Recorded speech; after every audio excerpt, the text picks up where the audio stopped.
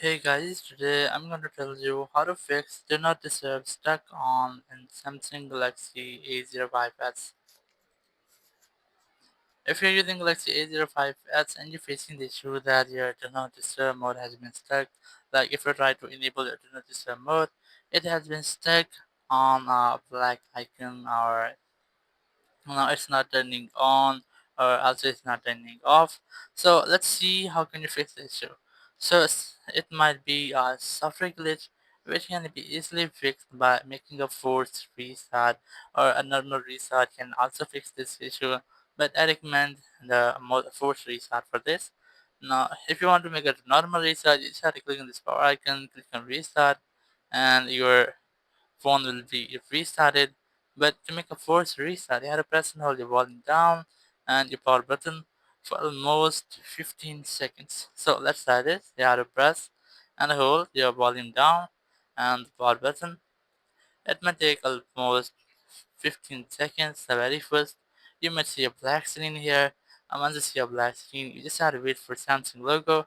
And once you see a Samsung logo, just release the buttons and wait for your phone until it restarts.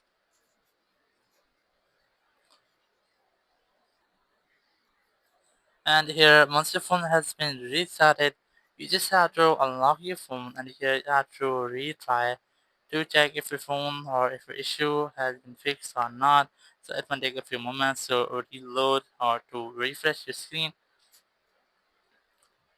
So here you have to scroll down Control Center and check if your issue has been fixed. Just wait for a few seconds, almost 5 to 10 seconds here, and then try to enable and disable your Do Not Disturb mode.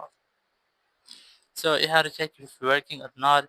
If you're still seeing the same issue, so that's the only way. You have to go to Settings app here, and Settings. The very first thing you can try to go to Software Update and just try to update your software. Or sometimes it might be a pending software update issue, which can be easily fixed by updating your software.